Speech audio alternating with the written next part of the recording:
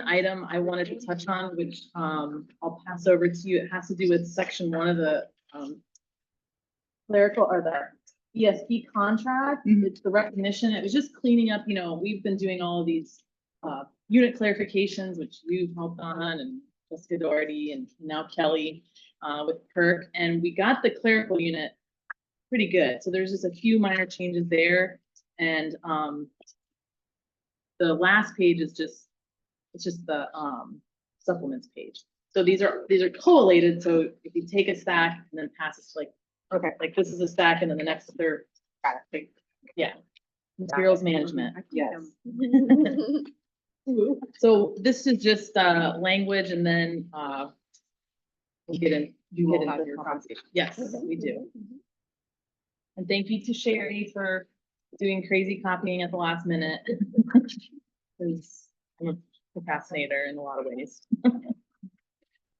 All right. So this is just looking at section 1 of the contract, which is the recognition, which just talks about the bargaining units. And there's just a few updates in the clerical and para list, and they should be minute. So in section 1.2.2, and I wish I had done this sooner. I had it as like a placeholder, but I got to it. So in the clerical unit, you can see there's a few additions there on page 6. The Braille specialist. The Braille specialist was in the contract, but they were incorrectly listed in the para unit. Yep. So if you look on the page 8, you'll just see where it's moved. Yep. The maintenance unit clerks, senior, it's a senior maintenance unit clerk, is just being moved from the second page just to kind of fit there. So that's just a clerical or a alphabetical ordering. Migrant recruiter was listed in the clerical unit, but should be in the para unit. Okay. So you'll see that those are the changes to page 6.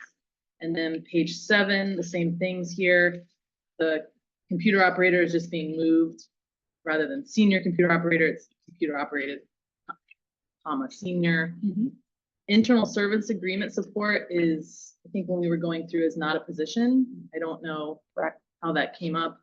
And then just just switching trainee clerical rather than clerical trainee. And yeah, and then on page 8, I just put those in alphabetical order to the top. I'm thinking as we move through the clarification of the para, we'll come back to the para unit because we've done a lot of work there. Okay. So those are the changes there. We can TA that. We've done the work on this. Yeah. And we know this is accurate. Yeah. And then the 4th page you can just hold because that's part of money. So.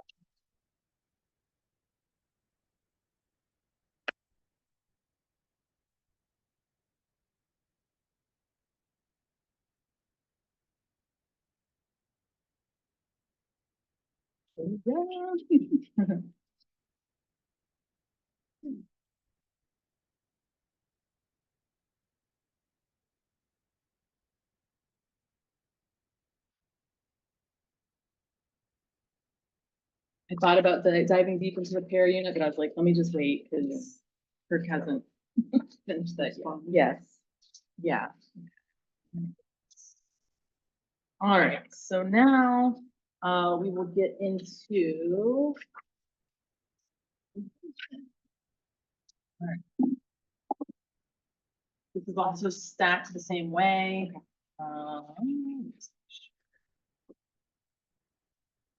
Yeah, I'll take one, pass it on. Got it. And the 4th page would kind of go with this just because it's. Nope. I messed it up.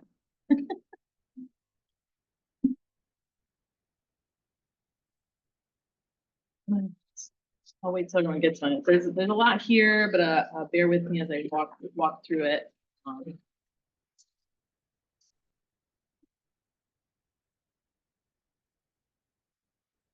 All right, so again, I think I just want to comment on last time with you and the board coming with a salary schedule that actually was putting money into the scale. That is something that Rob and Regina have spoken to, and we say it every time, right? Whatever we can do to continue to raise all, all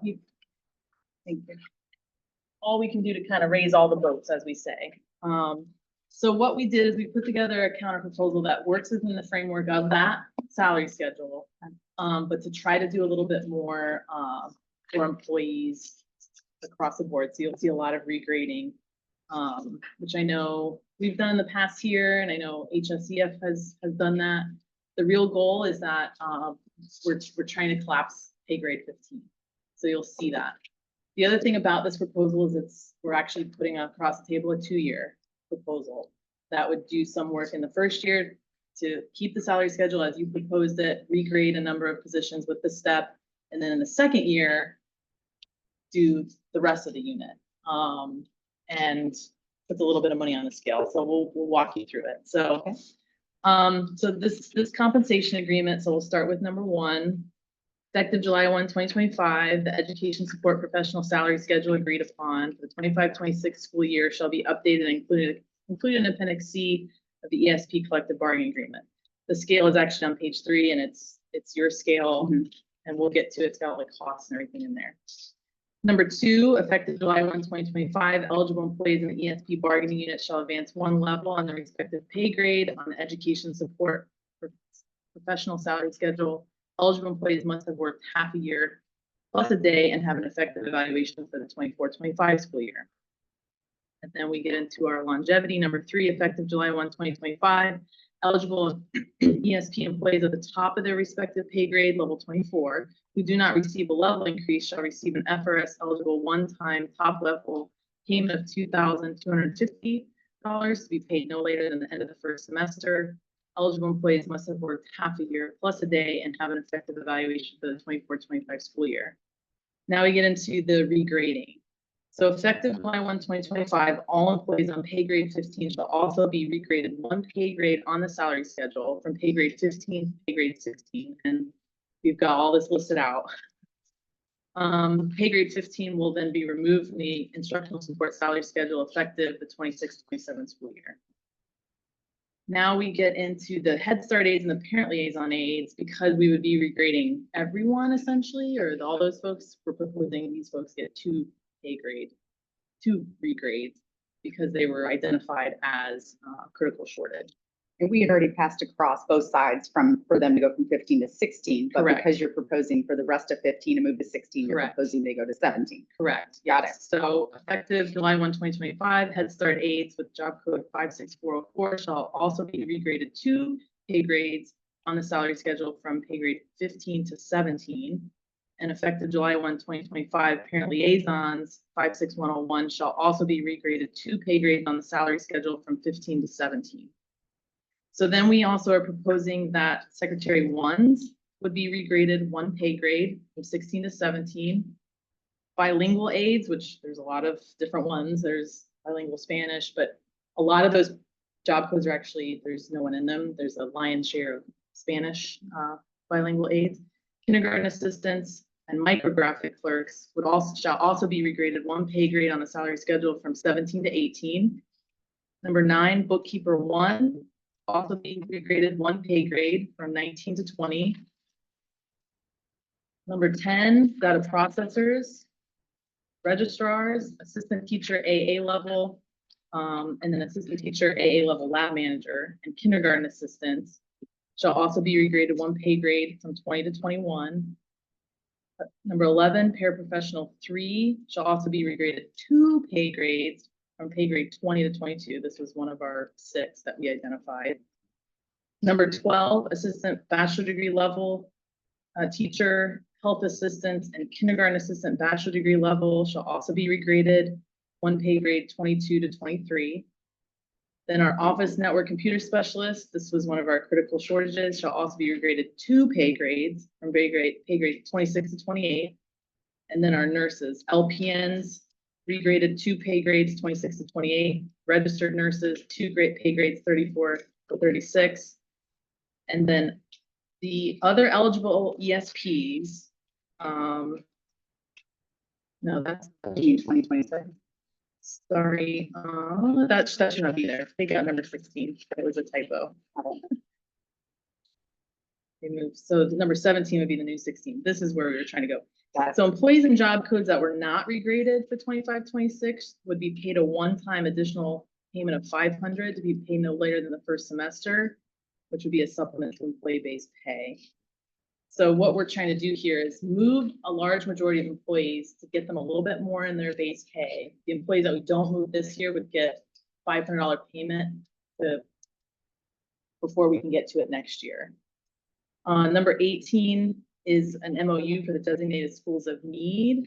We're countering with the salary differential of 750, and we've got that counter for you. We'll look at. Okay. And then of course number 19 would, which would be number 18 with the renumbering, would be insurance premiums, and then number 20 fingerprint monitoring.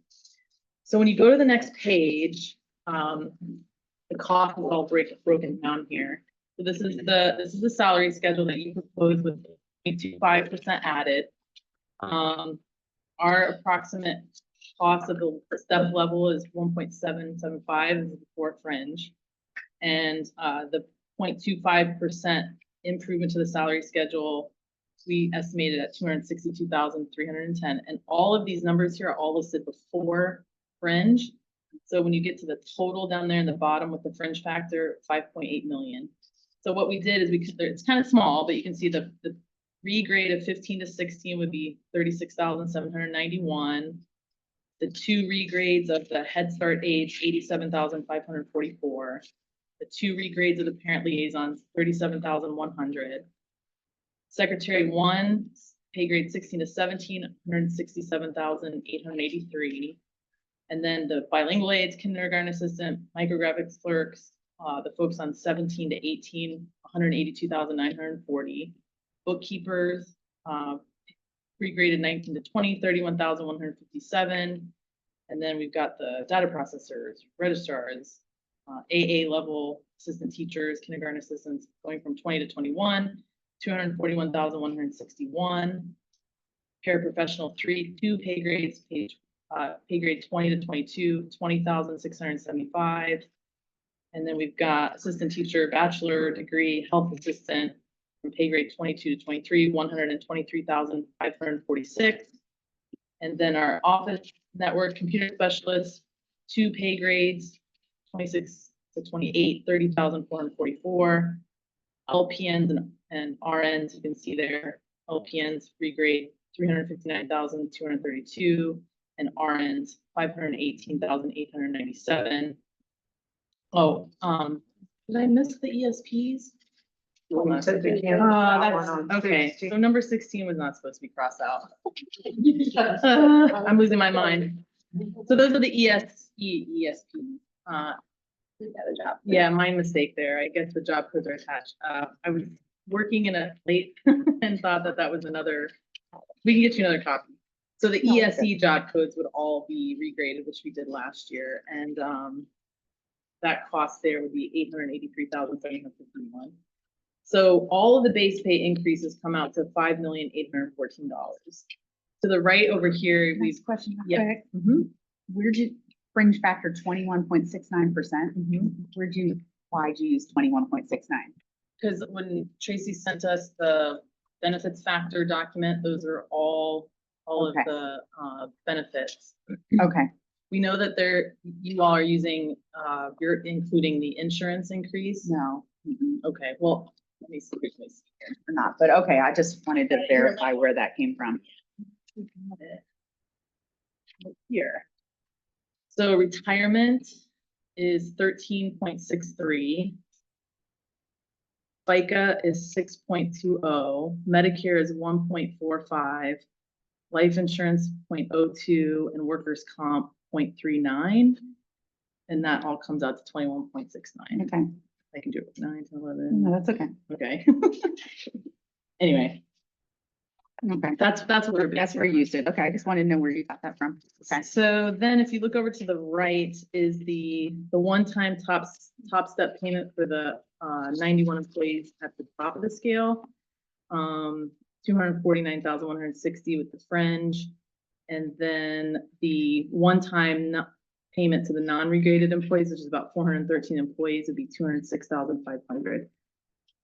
So all of that together puts the proposal in the first year at $6,269,781.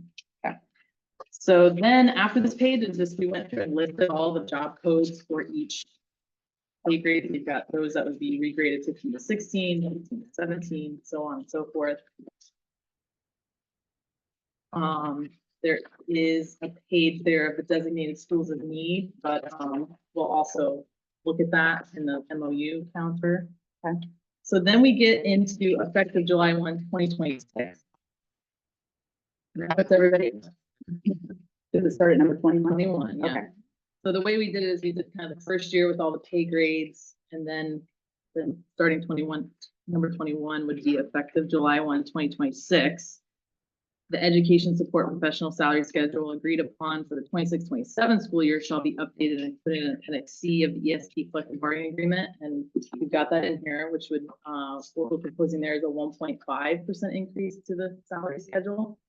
And then effective July 1, 2026, eligible employees in the ESP bargaining unit shall advance one level on the respective pay grade of the ESP salary schedule, and eligible employees must have worked half a year plus a day and have an effective evaluation for the 25-26 school year, which would be this school year. Effective July 1, 2026, eligible employees at the top of their respective pay grade, level 24, who do not receive a level increase shall receive an FRS eligible one-time top level payment of $2,500 to be paid no later than the end of the first semester, and those employees must have worked half a year plus a day and have an effective evaluation for 25-26. Then effective July 1, 2026, we would regrade our Clerk 2 bilingual paraprofessionals from pay grades 17 to 18. That's where they are currently now, because in the year prior, this year they wouldn't be regraded. Effective July 1, 2026, switchboard operators and migrant recruiters would also be regraded one pay grade from pay grade 18 to 19.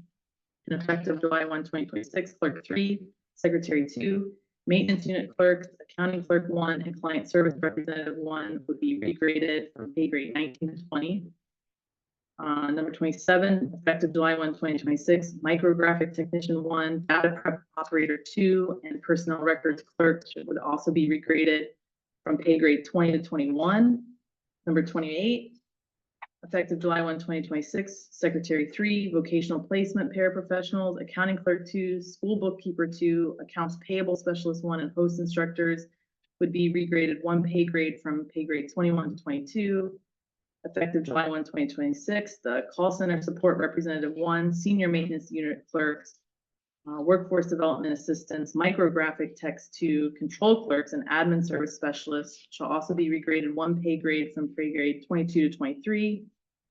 Number 30, effective July 1, 2026, braille specialists, central place specialists, I think those are actually centralized placement specialists 2, leave specialist 1, and client service representative 2 would also be regraded from pay grade 23 to 24.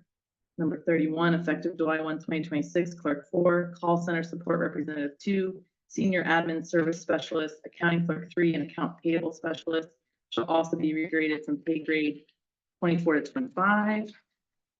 And there's a lot of these positions, but when we look at the breakdown, there's not a lot of people. You may have 2 or 3 people in one job code. Effective July 1, 2026, executive secretary, senior micrographics technician, centralized placement specialist 3, department representatives, and lead specialist 2 would also be regraded from pay grade 25 to 26. And then 33, effective July 1, 2026, senior call center support representatives, payroll specialists, and SNS, that's our student nutrition service systems technician, shall also be regraded one pay grade from pay grade 26 to 27. Effective July 1, 2026, and senior computer operators would be regraded from pay grade 27 to 28. Number 35, effective July 1, 2026, bilingual interpreter, bachelor degree translator would be regraded from 28 to 29.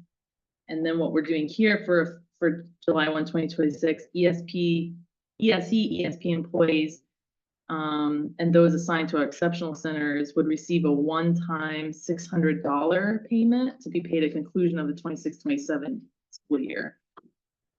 And then we would, of course, have the MOU in place, depending what that is, and then we have the full cost of insurance, fingerprinting, and then number 40, because this is a 2-year deal, we thought it was important to put in a provision that would allow, if either party can demonstrate a material change in the district's financial circumstances that substantially affects employee compensation, including but not limited to receipt of new or unanticipated revenues dedicated to compensation from legislative appropriations, millage or referendum, windfall, or categorical funding, or there's a significant revenue reduction or budgetary shortfalls, or legislative or regulatory action directly impacting salary schedules, supplements, or overall compensation. Either party may provide written notice to reopen negotiations limited to 26-27 compensation. And the negotiations would commence 30 days after such notice or within the 30 days of that notice. And nothing in the provision prevents the parties from amending this agreement at any time by mutual written consent. So we thought it was important to have that there if something, the goal here is to say, hey, we've got it for 2 years. It's locked in. We can budget for it. We can plan. But if something drastic were to happen, windfall or shortfall, we can come together to try to address that. So then we look at the next page, which is the salary schedule, which adds 1.5% to base pay. We estimated that about $2 million and for the step, and then for the 1.5 at $1,577,792. And then you've got all the regrades there. And you can see how, even though some of those regrades had a bunch of title, there's very few people in each of those pay grades. So in the second year, the approximate cost of the step and the improvement to the scale, and then all of these regrades would come to $4,912,487. And then to the right, we've estimated, I rounded up to 100 employees on the top. I don't know. I don't think we've ever really broken 100 employees in the last couple of years, but overestimated there for the 2,500 one-time top level payment at 304,225. And then if we paid approximately 1,500 ESP support, a $600 retention payment, that would cost about 900,000. So in the second year, we estimate the cost at 6,116,713. So we were trying to keep those within range that each year would be about the same, but again, trying to increase everyone's base pay. And then of course, the next pages are all of those job codes and titles that I just read. So that was a lot, but we were trying to be creative in a way that worked within the salary scale that you proposed. Again, one of the appealing things for us is removing pay grade 15. Then you don't no longer have to worry about that. And then again, having the ability to just say the next 2 years are pretty much set. The next piece that I have for you, unless there's any questions on that. No, there's anything I missed. The next thing would be the Schools of Need MOU. Same way this is. Ooh, don't drop the giant coat.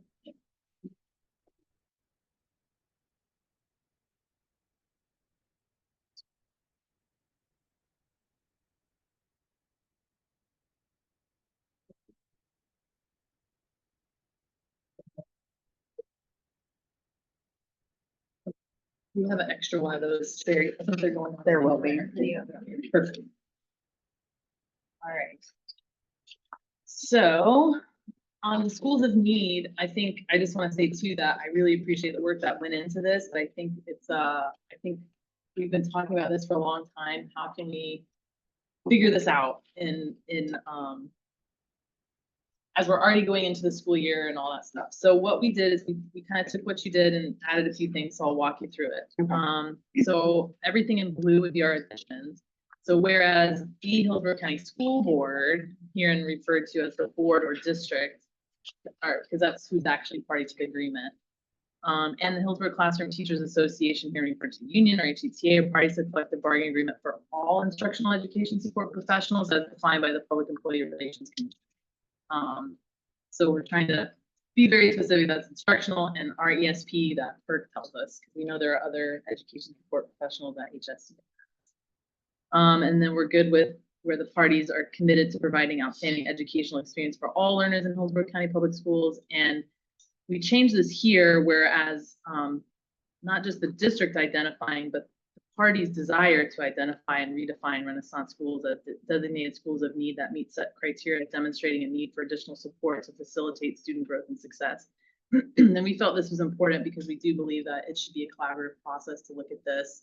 And while I know we talked about it, I think what you all put forward is a great thing. We want to make sure that this is done collaboratively to help, because it's going to be a big shift as these schools have been in the contract for a long time. So what we're proposing here in the next part for 25-26 is that there's a joint designated schools of need committee, and that the parties will establish a joint designated schools of need committee to establish a set criteria and or definition for designated schools of need, which will be used to determine schools to be included and or excluded from the designated schools of need list. HCTA and the district shall have equal representation on the committee and will be made up of no less than 8 and no more than 10 individuals. HCTA members would be appointed by the HCTA president, and HCPS representatives will be appointed by the superintendent or their designee. And the committee will be co-chaired by an HCTA representative and an HCPS representative. And the committee shall meet at least once on or before the 3rd week of November 2025, prior to the fall break, or as many times as needed and practical. So the goal would be, let's get to this. Let's see if we can start meeting right away now for the fall break. And then the committee would provide a written summary and recommendations to both HCTA and the board bargaining teams prior to January 31, 2026, so that the parties may negotiate a possible agreement for the 26-27 school year, which would lead into our 26-27 agreement. The committee may extend the time certain by January 31, 2026, only by mutual written agreement. So if we get there and we need to, hey, we need more time, we can do that. Got it. So now for the designated schools of need for 25-26, the parties agree that fully staffing former Renaissance and other schools, because we know we're phasing out Renaissance, so to potentially be defined as designated schools of need with effective and highly effective educators and career professionals for the 25-26 school year is critical for supporting high student achievement outcomes. In an effort to fully staff these schools as designated schools of need with such personnel, the parties agree to as follows. For the 25-26 school year, highly qualified teachers and paraprofessionals who work in the attached list of designated schools of need shall be eligible for a salary differential as a supplement to employee-based pay. Eligibility for teachers shall be determined by an effective or higher evaluation rating and certification for assignment. Eligibility for paraprofessionals shall be determined by highly qualified status as defined by state and federal statute. I don't have the list, but I know there's typically a list. We always get a lot of questions on this because we've got highly effective and highly qualified. Correct. And for instructional, highly effective is based on evaluation, and for ESPs, highly qualified is determined by law, and that can fluctuate. So our proposal would be to include that. I just don't have a copy of that today. Got it. So the differential for the 25-26 school year, that's this school year, would be as follows: eligible instructional employees at 2,700 and eligible paraprofessionals at 750. We also thought it was important to make sure our national board certified teachers are included since they are in the contract and have traditionally been paid. The national board certified teachers who teach in designated schools of need shall receive an additional salary supplement of $4,500. And the last I looked, I think combined transformation and Renaissance is maybe about 39 of these folks, and we know the transformation network folks are already included. So I don't really know exactly, but it's probably not more than 30. The first payment will occur on or before December 19, 2025. The second payment will occur at the conclusion of the 25-26 school year, but no later than May 29, 2026. And staff must be hired prior to FTE Survey 2 with date certain of October 17, 2025. And then complete the entire semester and be in an active status at the time of payment. Employees hired after Survey 2 and prior to Survey 3 will receive the second semester payment. Yep. And then the payment to employees shall be considered a salary additive paid pursuant to this MOU and paid equally to eligible employees as defined in B, C, and E above, as long as the employee continues to work at that designated school of need as defined in F. We were striking this part about commitment to assignment and the professional autonomy. Can you explain what G meant? Well, G is to be very, very clear that this is a supplement, right? These are specific employees that are working at these schools. So this is an additive, a salary additive, and it's paid in accordance with this agreement, not a bonus. And as long as that employee continues to work there, right? Because, which is in accordance with letter F, right? They've got to be there and be present. As far as 2 and 3 below, it's not that we were saying that's not important. I think that would be important for the committee to find. I don't think that we didn't have deep discussion about the ability to transfer in or out. I'm not saying yes or no to that, but I just think it would be important that we get that clear with the committee since we're already in the school year, but then those employees know, hey, if I stay here, I can't transfer, or this is what to expect. Okay. So then we get into the list on the last page. Did I miss anything there? No. Okay. So what we did here is we kind of broke this up. We know that you proposed about 11 schools, but we thought it was important to look at these schools that we still call Renaissance School and what we're going to do. So what our proposal here is, until such time as schools formerly known as Renaissance can be evaluated by the committee and possibly be redefined, that shall be included for the 25-26 school year as designated schools of need. And then the schools are out here. I bold-faced Dowdell Middle because in the original list there was Dowdell Middle School and then Dowdell Middle Magnet. I think they're together, but they are. And then additionally, schools not currently being served in the transformation network who are tier 1 direct certified and receive the school grade of a fractal C or D for the 24-25 school year shall also be included for the 25-26 school year as designated schools of need. And we have the definition there that you provided, and then those schools. The ones that are bold-faced are the newer schools that were added based on this criteria. And then those that are not in bold-faced, they're currently what we call Renaissance, so it's just to show kind of the breakdown there. So that is our proposal for designated schools of need. May I add something here? Yes. First of all, I just want to, thank you guys for your creativity in bringing the MOU on the schools of need. We really feel like that is a good jumping off place. When we heard from members after that, again, they were excited about your willingness to listen and to be creative. But then what a lot of members said is, but have we considered A, B, or C? Okay, and I'll give you an example. Like if we parsed out this one group or this one special program from our school, then we are, a transformation network school, at least in their brain, right? In their mind, right? And so there are little components that many of our employees feel like maybe we're not looking at correctly with what we're proposing here. And so then we started thinking, well, how do we bring all of this to the table here now? The answer is, I don't think we can. I think we need to open up that funnel to Britt's point, have a committee and really look at what we know is a measurable and accurate description of a school that is of need as opposed to aren't. So that's kind of where this is born out of. And then I also want to thank, the ESP team is very creative in coming up with an offer of a 2-year deal. And in my time, I don't know if we've ever had a multi-year deal. I'm not saying that you're, accepting that yet, but I think let's keep an open mind with the idea that that might be helpful as we go in the future and helping, you guys budgeting and, for 2 years as opposed to 1. And I'm not sure that we're ready to do that necessarily with our instructional staff, but we want to kind of toe the water of something that would be a little bit more creative as well in terms of an offer. But again, thank you for listening to us and what we're doing and trying to put money on the scale and with the schools of need.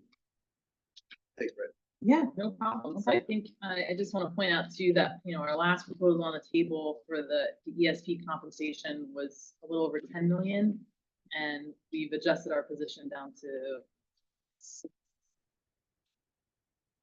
6.26. So we recognize the movement that your team made and the board made in their last proposal. So we hope that you recognize our movement as well. Okay. All right. Any questions? No, I think it was very clearly explained and I don't have any questions.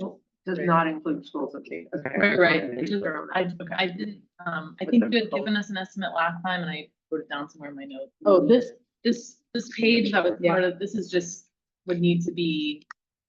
This is basically just the instructional support one-time payments. There was no change on this. Mm-hmm. This is just a page in the supplement book. It was just updating the date. So I don't know. Oh, but this is the date. Yeah, basically. Yeah, the rest didn't look any different. No, yeah, it's just I just did it black pen, so it didn't stand out. But this is just in the salary. I think it's Appendix C of the ESP contract, where you've got the salary schedule. There's just these one-time payments. We have no change here. It was just updated. Okay, we'll take that with us. Okay. Um, I think I gave you a copy of I'm sure it's in your file. It was, Yeah. I think of that page in the first. it. It's basically just when we get there, just Research chef culinarian, like that's not even your group. the contract, so. Oh, I know. But Yeah, let us know. yeah, so we'll look at that because I believe that's, HSEF, but Okay, we'll look at that. alrighty. Okay. Okay, All and right. all that would take is just, Yep, So- exactly. alright, so it's 9:45. You let us know Um, what you need. As much time or as little time as you you need. probably need, yeah, Yeah, I know it's a lot to look at because it's a lot of job codes, and if you need a copy of, I like all the pay codes here, if you need that, let us know if you need copies. we can start with an hour. That'd be great. Start with an hour and then we'll text 45 you if check we need any more time. Perfect. Thank Okay. you. Thank you, everyone, for your patience. I know we went a little over Oh, than we it's were, okay. anticipating. We probably Um, did the same. Yes, yes. So we've obviously reviewed everything as well as, our numbers, what we estimated at, which is close. It's always a little bit, we do the actual fringe for each employee, so it does Right, right. change things a little bit, but not with the health insurance. That part is not, we don't Right, double right. do that. So we appreciate the creativity and thinking outside of the box, and I know that both sides, we've been saying that to each other, because it's really when the budget is in a difficult situation, we try to be creative, right? So within, we've spoken about enrollment. Enrollment is down still approximately 7,000 students just for traditional. In fact, Friday's number was even a few down from Thursday's number, so we're not seeing it trending up at this point. It's kind of staying flat right now. The current budget landscape for our state is very uncertain, and I know that I think your group with FEA does a great job of communicating that, because I follow it as well. They do such a good job of communicating all of that information. So with the uncertainty of the budget and all those things, we're not in a position to entertain a 2-year deal at this time. We like the idea, right? We like the idea, and we would love to be in a position to consider that at some point. We're just not that's not where we are today. So what we did is we looked at the 1-year deal, and went through what we think we can reasonably and responsibly do based on the budget constraints this year. And I didn't have a trusty printer, so I just went, I had to read through your stuff. Yeah, and we'll just put notes in Yes. our copy. All right, that I would think be we've great. got extras if we. Yeah. want, and we can print it out. Okay. All right. No, so we are proposing that the salary schedule that we passed across last week, the 0.25% increase is what we can do with the current budget. We know that that's at an approximate cost of $328,000 for just the new salary schedule. I know it's not all we want, and like I've mentioned this all the time, we can't do all the things we want to do because of the budget. But we do think that will be a positive thing. I know it's something that was important to you as a team to put some money on the salary schedule. So number 2 is the 1 step on that salary schedule is approximately $2.17 million. So all employees would advance 1 step on their respective pay grade. Number 3, employees at the top step, obviously that top step would move a little bit, not moving a lot, but it's moving 0.25%. So they would have some movement. In addition, we are offering a $2,000 top step payment for those employees. So they'll have the $2,000 top step payment plus whatever the difference is with the 0.25% for being at the top, at an approximate cost of $218,000. All right. So we had already done a lot of work with the regrades that you had requested previously. And we see what your vision is. The difficulty is we need to be able to look at our system as a whole and make sure that positions are graded appropriately. So what we have already looked to do, our finance and HR team, we are working with a group to do a full salary study on all positions in our organization. Mostly our support positions, honestly, because we need to be able to show, we know that nursing is a critical shortage area, but how do we really compare to all the like districts and all those things? So we've been increasing pay grades, like, okay, it's still a critical shortage. Let's move another pay grade. Let's move another pay grade, right? We've done that. And we're still seeing it's still a critical shortage. So we need to look at things holistically and be able to say, this is why it's a critical shortage, because these districts are paying this, or maybe we're not paying outside. We might be paying more than some other districts. We need to have that data to support all the regrades. So what we are proposing for this year is that we leave the regrades that we had previously passed kind of across the table to each other, right? You had requested the pay grade of the Head Start aides from 15 to 16, the parent liaisons from 15 to 16, the paraprofessional 3s from 20 to 21, the office network computer specialists from 26 to 27. Is that right? Yes. The LPNs from 26 to 27, and the RNs from 34 to 35. We are proposing that we leave those in that spot that we had agreed, that we had both off. You know, Gotcha. you know, can't use the word agreed, but you know what I mean. No, I gotcha. So, and then in addition, what we would like to do is propose that all pay grade 15s move to 16. Therefore, eliminating pay grade 16 on our salary schedule for the ESP bargaining unit. Therefore, did I say the wrong one? Yeah, Thank you. eliminate 15. Eliminating 15. All right, yeah, we can't eliminate 16. We just moved everybody there. All right, so so we would be proposing that we move all pay grade 15s to 16, and pay grade 15 is eliminated, which now the new starting salary, starting pay grade for our, I'll find it. Thank you, our team. So any new ESP coming into the organization on pay grade 16 level 1 would be at $15.45. That's a significant increase to the current, which is $15 an hour for our organization. And when we look historically, what we've had to do with, we know just 2 years ago, pay grade 15 level 1 through pay grade 15 level 17 was all $15 an hour. So we've done together some really good work to decompress that salary schedule. So that is what we are proposing for this year. All of those regrades that I just mentioned, moving that all 15s to 16, as well as the ones that we had previously agreed upon, is approximately $703,000.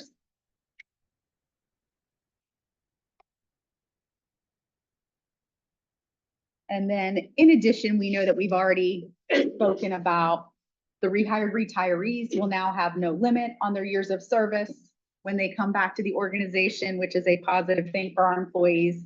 We know the insurance is at a cost of $25 million. We know ACA's increased, all those things that are just, it's like we can't catch a break, right? Everything is increasing. And I know that's the same thing that employees are feeling. And ultimately, that's the same thing that we are feeling within our budget as well. So that is what we're proposing on the economic agreement. Tell me a little bit more about the 703,000. Yeah. That's, what does that cost include? Should include all 15s to 16. The number 4 on your sheet. Mhm. Okay, so this is all the regrades. All the Okay, regrades. So the Head Start aides, the parent liaisons. Yep. The para 3, Para office 3. network, LPN, RPI. Correct. Okay. When you said Do you that, have it? no, when you said that, I thought you meant that's just the 15 to 16. I was like, No, there's no. not that Oh, many no, employees. No, I was the like, 15 to 16, that isolated group would be 136,000. We That's had it with costed all- out, That's with rent and everything. Correct. What did you say, 136? 136. I was like, Yeah. something. No, you're good. You're good. All right. And then the other piece that is kind of interesting to talk about here, because we know that it kind of impacts both bargaining units, but I can see that the instructional is starting to arrive, so hey, might as well Yeah. talk about it. So if we go ahead and talk about the designated schools of need, Mhm. we have, a counter to what you proposed. Okay. We'd want to go line by line and make sure we, Sure. do this, but we are in agreement that we like the idea of a committee, right? And that we like the idea of having a timeline, Yeah. that we have a proposal to come back in early spring, Yeah. right? In advance of the transfer period. I think depending on what that committee decides, they may decide that they want to see school grades before you make a decision of who the schools are for that next year. Mhm. They may decide that they don't, that they just want to look at progress monitoring data. There could be so many different things that come from that committee. So as far as where it would go long-term, as far as implementation, I don't know that we can put that completely in the MOU yet, but we really, really like the idea of collaborating around what are schools of need and what are we trying to solve for, right? Because every school has unique challenges. Every school has, different things that they encounter every day. So I think that's where we want to make sure that what are we solving for? And is that where that money would be best used? Okay. So that is something that we thought was positive. What we are proposing, if we go to the schools, we are proposing that we look at all previous, until the committee can kind of define the criteria, all previous Renaissance schools that are 75% direct certified, which is all previous ones, and a school grade of a C or below for the previous Renaissance schools would be included in this designated schools of need. Okay. And then in addition, the new schools at the bottom, there's 5 that were not previously Renaissance, but that are either fragile C or below, which would include Muller, Schmidt, the Notasasa, Twin Lakes, and Wilson. Okay, so in doing that, all these schools would be included, and these are the ones that would now, just for this year, because obviously this would be something you'd be evaluating based on the data year to year. The schools that we are proposing do not receive schools of need designation would be Alexander, who had a school grade of an A this year, Crestwood, who had a school grade of a B, DeSoto, that had a school grade of an A. Oh, sorry. Yep, Alexander was a B. Thank you. No, you're good. Mort, which had a school grade of a B.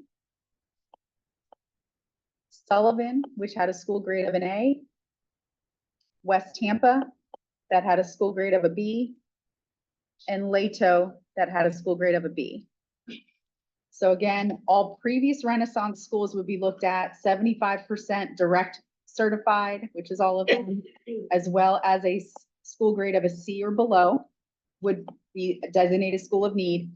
And then the schools that were not Renaissance previously, who meet the direct certified criteria, but then also were a fragile C and below, that we want to add would be Mueller, Schmidt, the Notasasa, Twin Lakes, and Wilson.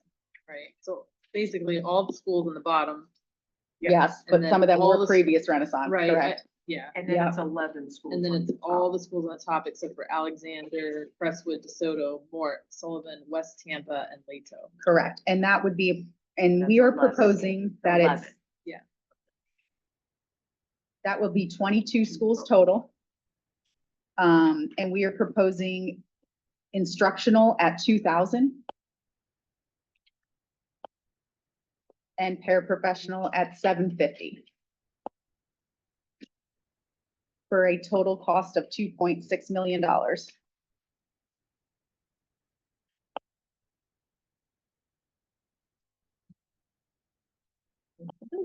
Okay.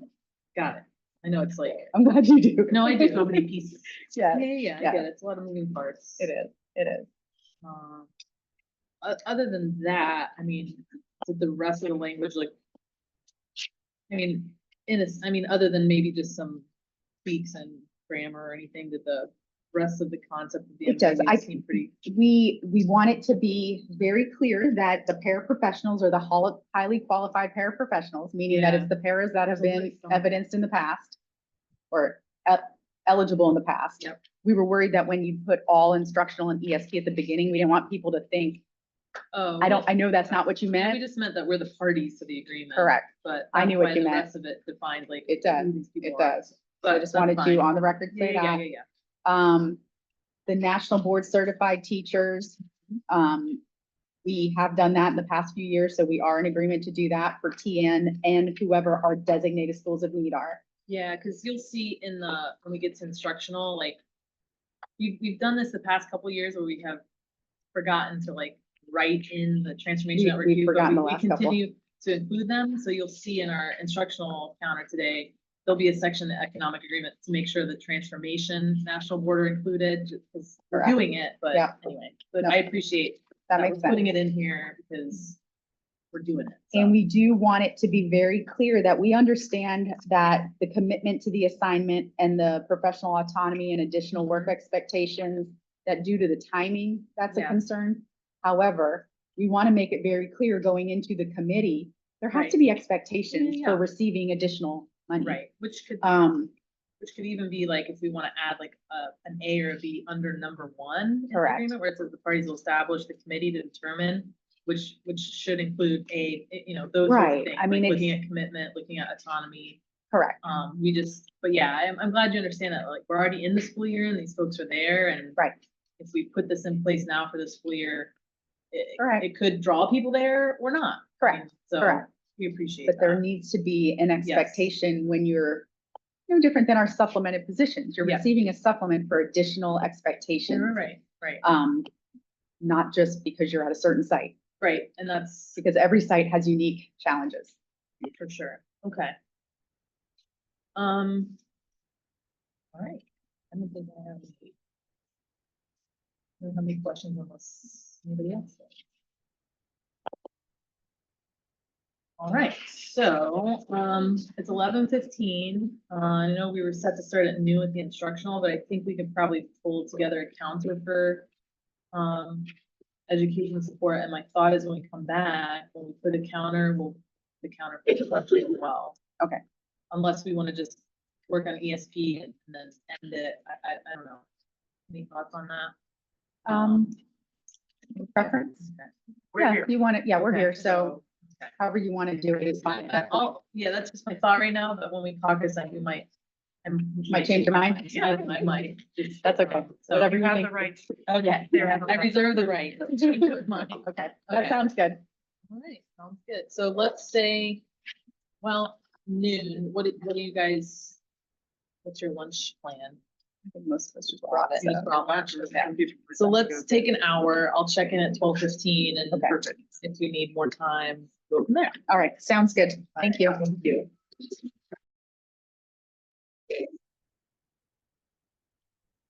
Yeah.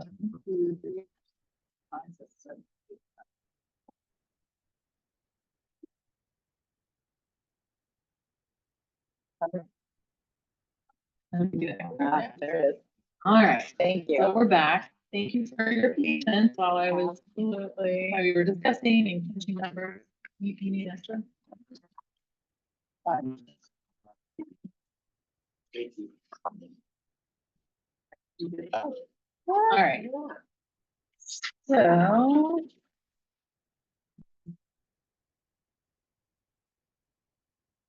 We tried to make an adjustment here, and I think we adjusted from our last proposal, which was estimated at 6.26 million. We dropped that by about 886,000 to get to a proposal that's about 5.38 million. So I'll walk you through where we made some adjustments.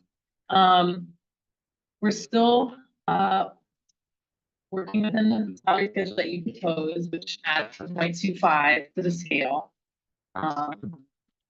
We're also continuing, keeping the part about number 2, which is employees advancing 1 step or level. Our counter for number 3, which is the top level payment for those that don't receive that movement, $2,150. Report 5 and 6, actually on this proposal are all regrades of pay grade 15 to 16. So that's the head grade and apparently none of the previously identified along with the other things about 76 other employees that are on those pay grades. What we've done for 7, 8, 9, 10. Those are all, we're keeping all those regrades for all those employees for 1 pay grade. Number 11 is the paraprofessional that we had at 2 steps or 2 grades with 1 grade. That's one of the 6 that we originally identified. And number 12 is also regrading those employees on pay grade 22 to 23. And then 13, 14, and 15 are the computer special office network computer specialists, LPNs and RNs at 1 pay grade. Then we also, since we're regrading, that's about 1,700 employees that would be regraded. Those that aren't in job codes that would be regraded is about 1,900 employees would receive the one-time payment of $500. With the goal of what we talked about, I think we agree with you in the sense that like it's important to look at where everybody's at and what you call the salary study. But we also know that there's urgency now to help raise employee pay and do more for them. So this would still give us time to look at the rest of those employees, which would include the ESE employees and a lot of our clerical employees in the meantime. And then our MOU, which unfortunately I didn't really have time to really dig into the account on that. I think we're very close on the MOU for schools of need, but we're at least at the dollar amount, $750. And of course, the health insurance. So all of the job codes are listed there in the next pages, and then the last page is the breakdown of the cost, which is the salary schedule, 0.25 out of the scale, and then the costs are broken down there, the approximate cost of the step or the level. And what I did on this one is I put over into to the right is with the fringe. So we're looking at the without fringe 1.775 with fringe 2.16, which I think is pretty close to what you guys quoted. Wrote it down at 2.17. So I think we're close there on the cost of this the step movement. Pretty close on 0.25. You're at 380, you're at 319. And then the cost of all of the regrading 15, 16, 16 to 17, 17 to 18, 19 to 20, 20 to 21, all those different employee groups. Yeah.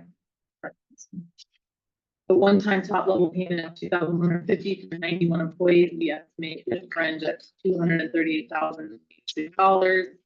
And the one-time $500 payment to approximately 1,900 employees, about $960,500. So the total proposal is adjusted down from our last one at $6,269,781. This drops it by $886,476 to a total approximate cost of $5,383,304.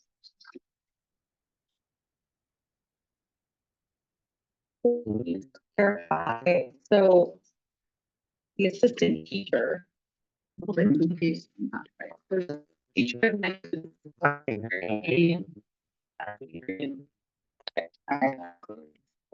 to do in a couple different ways was written out in 1 through 19, but then we also have the job codes actually listed on the next page. Those that would be regraded from 15 to 16.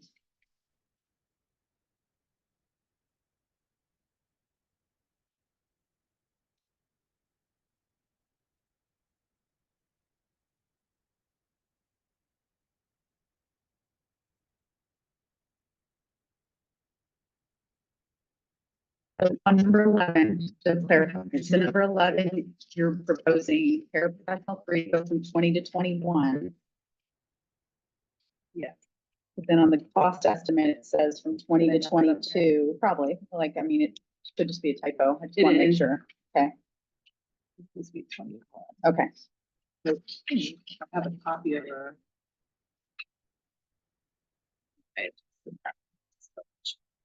Probably actually, I might have not corrected the thing. there. The intent was for one.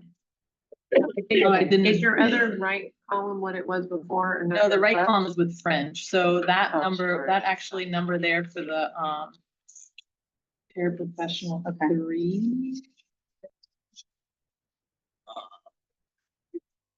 I think it's correct.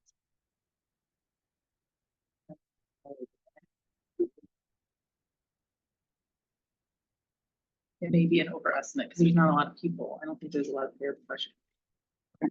I can probably pull it up. It says 19.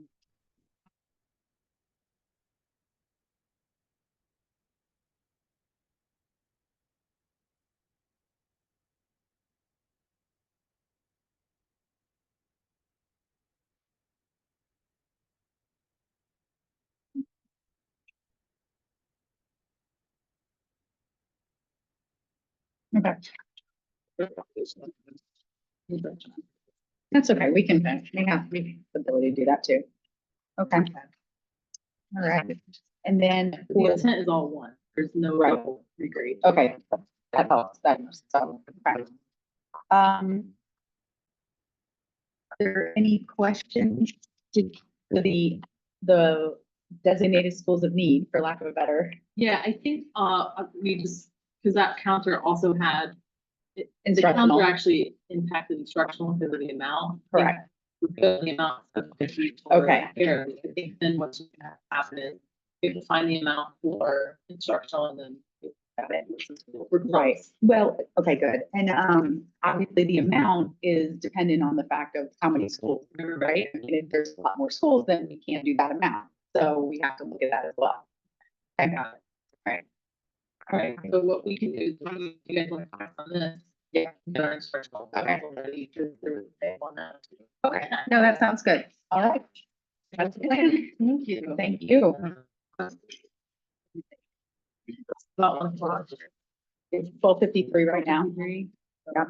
We might not have that finalized, but at least. Yeah. Then we can come back up and get. Okay, so like 1:30. Mhm, Give us that a- sounds Does that good. give you enough time? Yep, that Okay. sounds good. And then double check on the tier 3. I will. Oh, we're still waiting on someone. Oh, Julie's still coming. We have a reporter. We can wait. They're in the elevator. Yeah. The- that's coming in.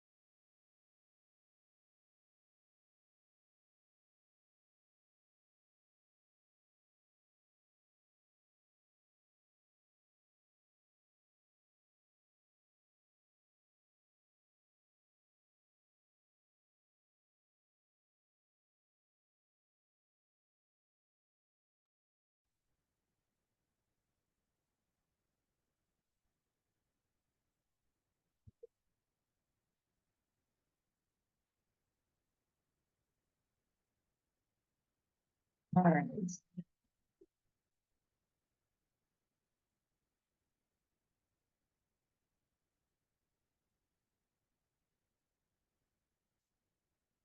Okay, so start with instructional agreement. We start with number one, which is effective July 1, 2025. All instructional salary schedules agreed upon shall be updated and included in Appendix C of the bargaining agreement, which we'll go over, which is adding money to the scale. And we'll see what that looks like in a moment. And then number two, effective July 1, 2025, employees in the instructional bargaining unit shall be credited with 1 year of experience and shall advance one step on their respective salary schedule accordingly. Eligible employees must have worked half a year plus a day and have an effective evaluation for the 24-25 school year. So that's the step movement. Number three, effective July 1, 2025, employees at the top of their respective salary schedule will receive a one-time top step payment of $2,250 as an additional payment to employee-based pay. And the payment will be made no later than the end of the first semester. Eligible employees must have worked half a year plus a day and have an effective evaluation for the 24-25 school year. And we estimate the $2,250 longevity payment with fringe at $5,571,881, so 5.6 million. Okay, then we get into number four, where there's a hole. Effective July 1, 2025, eligible employees who are licensed school psychologists, nationally certified school psychologists, licensed mental health counselors, licensed SLP, licensed audiologists, licensed school social worker, licensed mental health clinicians, licensed OT, PT, and certified behavior analysts will be paid a one-time $900 additional payment to be paid at the conclusion of the 25-26 school year. And this payment is a supplement to employee-based pay. Employees must have worked half plus a day of the 25-26 school year and be current active employees at the time of payment. And we estimate this $900 payment for approximately 250 employees at $273,800. And it's on the back sheet. There, that's including French. For the CCCs, effective July 1, 2025, eligible SLPs shall be paid one time additional payment of $2,000 be paid at the conclusion of the 25-26 school year, and this payment is supplement to employee-based pay. Eligible employees must have worked half a year plus a day of the 25-26 school year and be current active at the time of payment. And this, the CCCs, for approximately 200 employees at $486,700. Now what we've done for the next three, check 6, 7, and 8. Now that there was some confusion before where we had groups getting one and others, so what we try to do here is make it very clear. So first would be number 6, ESE instructional employees with a list of attached job codes and student services employees with attached list of job codes, will receive an additional one-time ESE critical shortage supplement of $2,250 to be paid at the conclusion of the 25-26 school year. And this payment is a supplement to employee-based pay. Eligible employees must be current active employees at the time of payment. On the third page has the list of job codes with the ESE and school psychologists would not be included in this. I forgot to update that. Other school student services would, because we have a separate payment for school psychologists. So number 6, for the CSE retention, we estimate at 8.3 million. Number 7, this would be, and you notice we removed exceptional centers out of number 6, but created separate standalone for July 1, 2025, and certain employees that are exceptional centers, Mr. Kamenig, Dorothy Thomas, Eisenhower, Boy, Lopez, Peters, and Simmons would be eligible for a $4,000 shortage supplement to be paid at the conclusion of the 25-26 school year. Eligible employees must be current active employees at the time of payment. And this one for about 109 employees would cost the fringe $530,000 approximately. And then number 8 would be for a school psychologist. Effective July 1, 2025, school psychologists will be eligible for a $4,000 school psychologist critical shortage supplement for 25-26 school year. Anyway,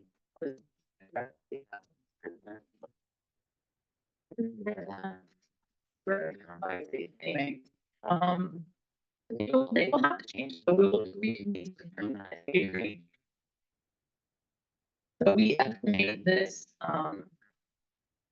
school psychologists for approximately 119 employees at 579,000. All right, number 9. This is the National Board Certified Mentoring Payment. So the 25-26 school year, eligible National Board Certified will receive up to a one-time $1,000 additional payment for the completion of 10 hours of improved mentoring and for improved training through the professional learning department. The payment shall be made after submission and approval of all required documentation. This payment is supplement to employee-based pay. Eligible employees must be current active employees at the time of payment. Number 10, this is just to be very clear for national board certified teachers that transformation at our schools is already happening, but we don't actually have it anywhere that I'm aware of. So number 10, national board certified teachers who teach in transformation at our schools shall be paid a one-time 4,500 additional payment to be paid no later than the 25-26 school year. Payments, employee-based pay. Eligible employees must be current active employees at the time of payment. And then when we get into the information from Sabrina for 25, it was our routine transportation and Renaissance. It was about 34, 35, $4,500 payments. All right. Then what we're proposing here is number 11. This is for other national board certified teachers. So out of the total, I think there's like 116 or so. This would be for approximately 89 or 90 national board certified teachers at other schools than Transformation or Renaissance. National board teachers who do not teach transformation schools, should say, or schools of need, shall be paid a one-time $2,050 additional payment. No later than conclusion of the 25-26 school year. The payment is a supplement to employee pay. So based on about 82, 85 employees, we estimate that it's 225,000. All right, and then number 12 is this is in accordance with 3.4.6 for the 25-26 school year. Any instructional unit employee assigned to substitute duty during their planning be compensated to be paid at a rate of $20 per hour. That's the last year. And then we get into number 13, which is for the 25-26 school year. The parties agree to the MOU for the designated schools of need for highly qualified teachers as defined by state and federal statute who are assigned to designated schools of need, which we have a list, shall be paid a salary differential of $2,700. Now I know in the last group we had your counter, and we'll get to that in a moment. But eligibility shall be determined by an effective or higher evaluation rating. And then 14 is for the board to cover the full cost of employee health insurance premium designated plan and the cost of fingerprinting. So the next page has the list of ESE critical shortage supplement, which would be number 6. And we would strike school psychologists from that list, and you'll see the highlighted. Was it not included in your list? Okay, so I missed that page. Okay. Oh, well, It hasn't changed, right? Except for here. Never mind. thank you. Got it. Yeah, I didn't print it, sorry. It's okay. All right, and then there's the schools of need. I will just say right now that our counter is gonna be including all of the schools, like all the current Renaissance and the ones you've added, and then we will have a counter for the amount for the instructional employees. But I'll get to that separately. Okay. All right, so let's look at the salary schedule. So what we did here is, our original proposal, when we first came to the table, we had proposed $1,500 for every step. We know that back and forth, we had also proposed a one-time additional payment, which couldn't happen on the first paycheck. So then our counter was to include that into base pay, which had a $2,700 amount added to base pay. The board came back with a proposal of $150 for each step. So what we've done here is we've adjusted to add $500 to steps EOO, EO1, EO2, $550 to EO3, $650 to EO4, $750 to EO5, $850 to EO6, $950 to EO7, and then EO8 to E25, $1,250. So what that's done is we know that right now, steps EOO to EO8 all have either a $250 or $275 step. So what this does by tiering from 500 to 1250, it creates a little more separation between those steps. So it'd be a $250 step from EOO to EO1, EO1 to EO2 is $250, and then from EO2 to EO3, it increases a little bit to a $300 step. And then from EO3 to EO4, the $350 step, EO4 to EO5, $350 step, 5 to 6, 350, 6 to 7. Now we've jumped to 375, and then from 7 to 8, 575, and then from EO8 all the way to the top would maintain those $1,335 steps. So it's an attempt to do both, raise HK, and also create a little more separation. Don't make every step 1335.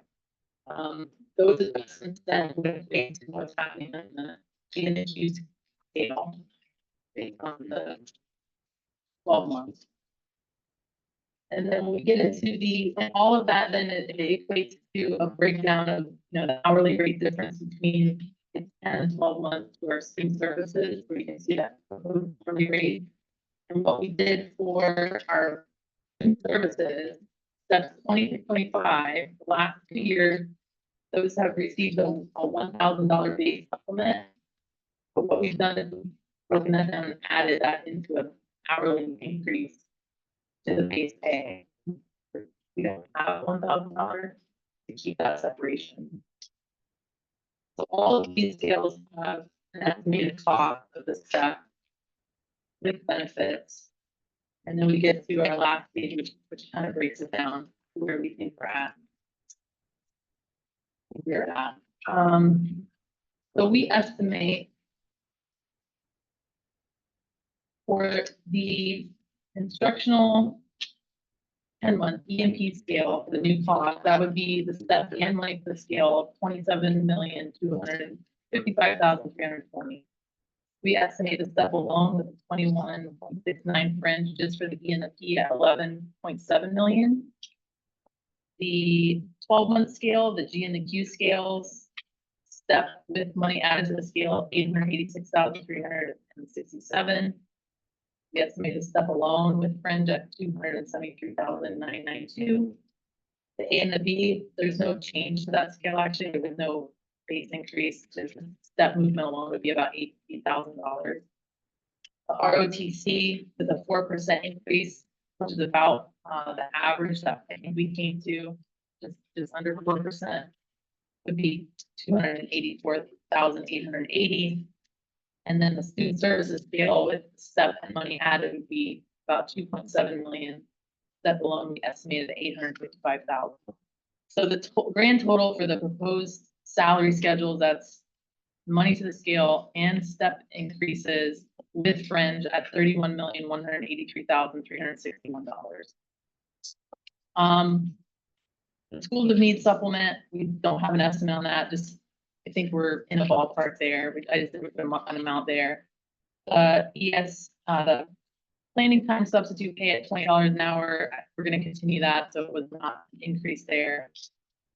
We know that the board has a $1,120.01 increase to the team lead or ESE contact supplement. Just don't have an estimate because I don't know how many employees that is. Then we have the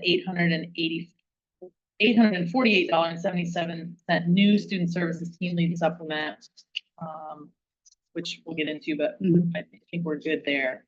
Just don't have an estimate there. We know that the rehired retiree experience credit, your estimate was at about 1.9 million. The ESY and the ELP increased from 27 an hour to $30 an hour at 2.8 million. The $1,000 mentoring bonus for professional learning and mentoring, your estimate was at about 150,000.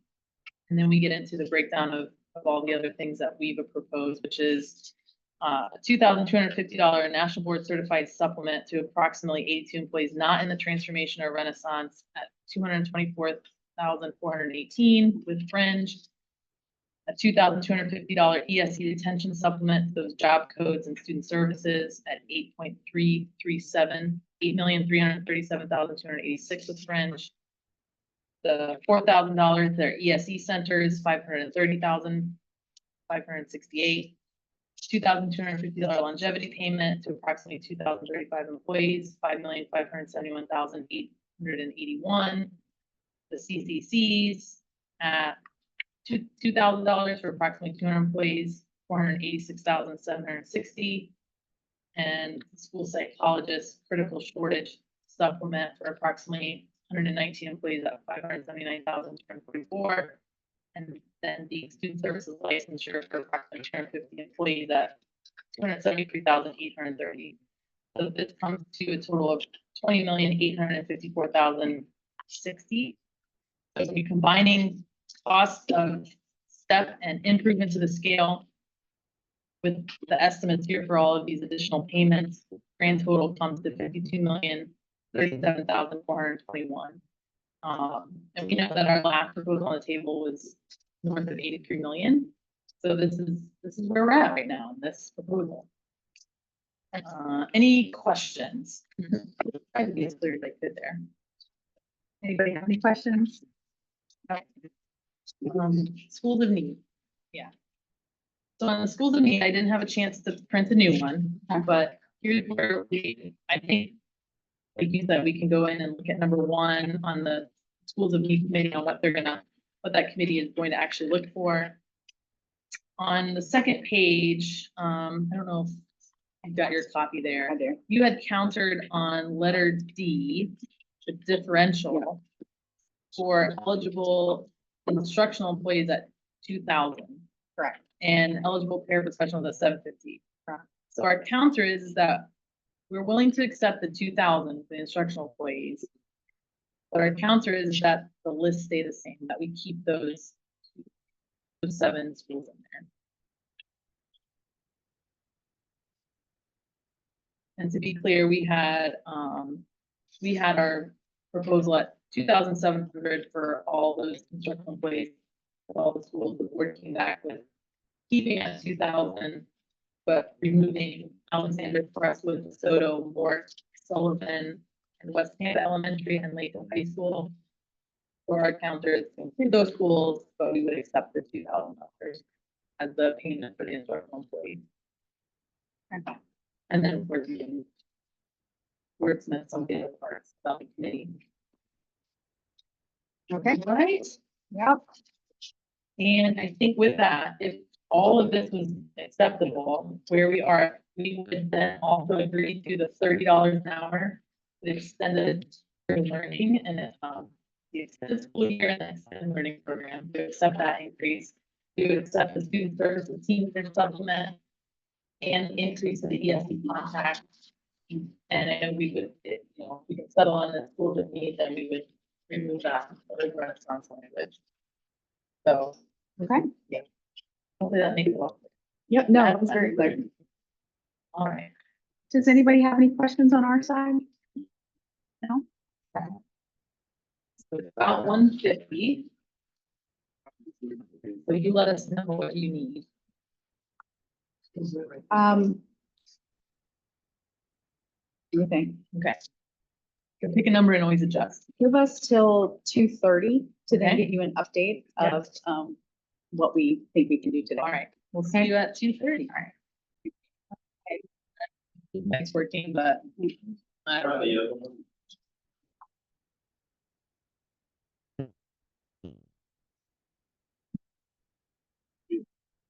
Oh yeah, this one's not working.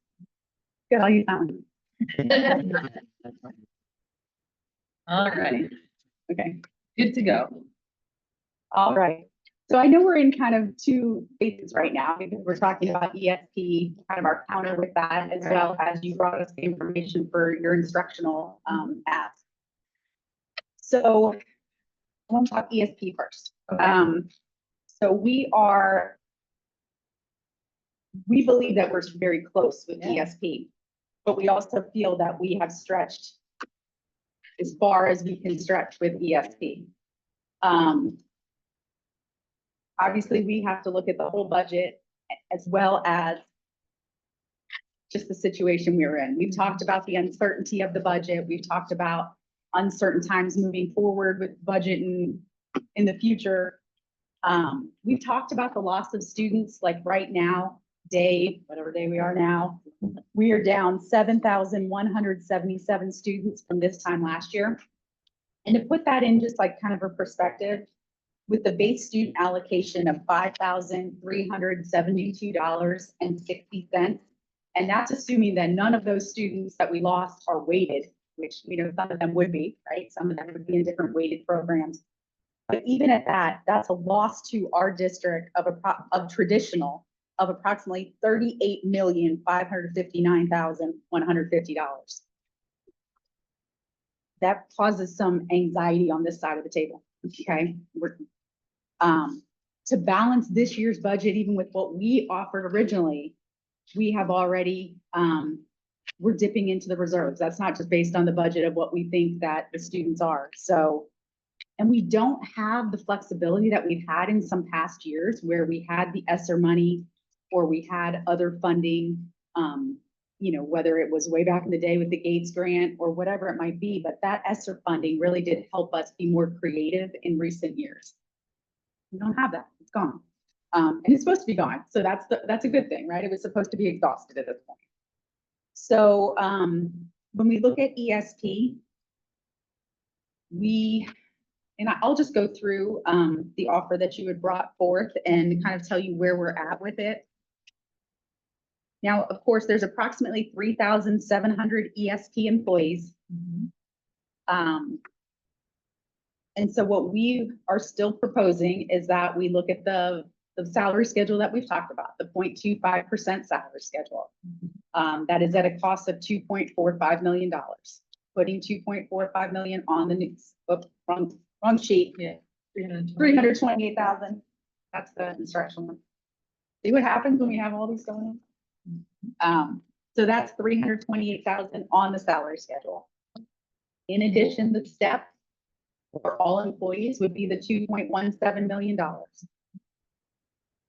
We are proposing that the top step employees, we are staying with the $2,000 top step payment at a cost of $218,000.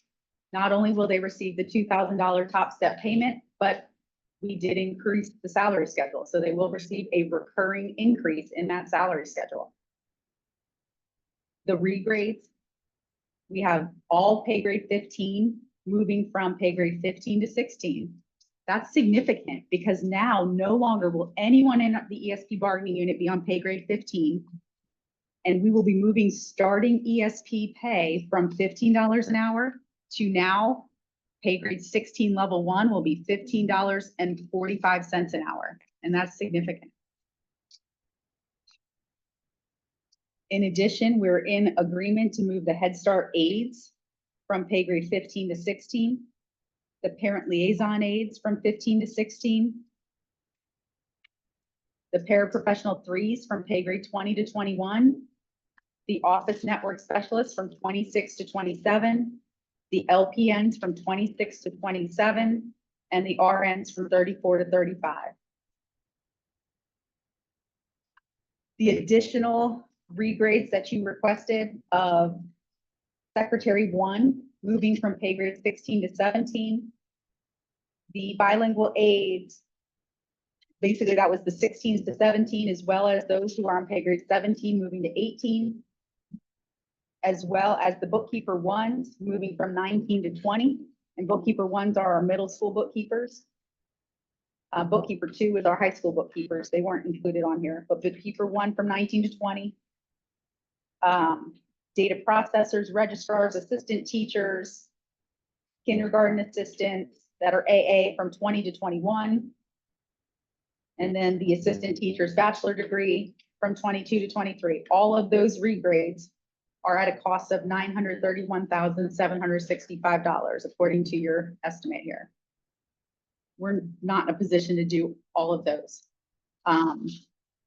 this year. So what we are proposing that in addition to the ones that we've all agreed to,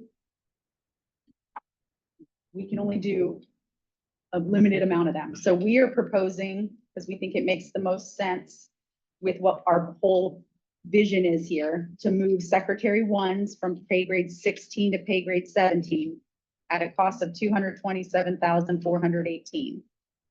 Secretary ones are at every grade level. So that's at, elementary, middle school, and high school all have secretary ones. That is the entry level secretary position. And because secretary twos are several pay grades higher, it doesn't compress it where we're putting them at the same thing. So we feel comfortable that you can move the secretary ones without needing to move the sec twos, sec threes, and sec fours, who are the principal secretaries.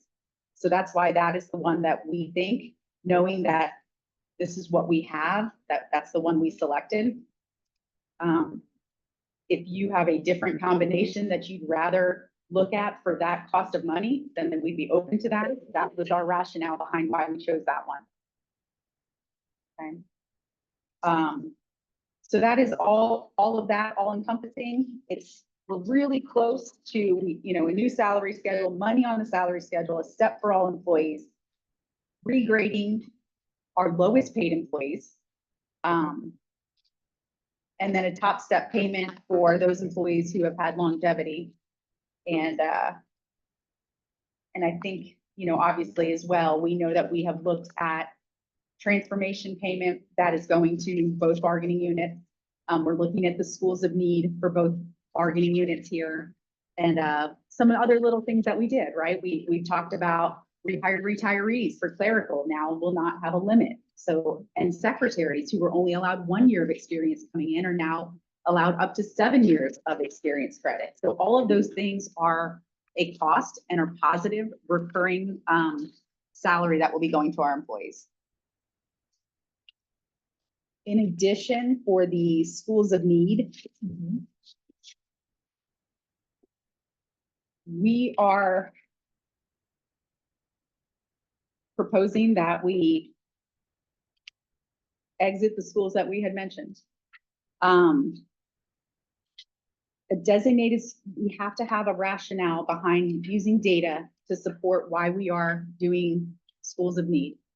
And just like transformation, no one should be transformation or schools of need forever. We hope that someday we don't have any schools of need or any transformation sites. Like, that's the goal. So we feel that what we have proposed across the table has truly shows that the schools of need, which we have designated as grade of C or below, and then any new school that is the still met the 75% direct certified, but had a fragile C, that they are considered our designated schools of need. It has to have data to support it. And we feel that this is a huge benefit. We had 11 schools of need that we brought to the table with our first proposal. This brings it up to 22 schools of need. In addition to our 39 transformation sites. I think it's 39. Don't quote me on it, but as I'm on the record, but I think it's 39.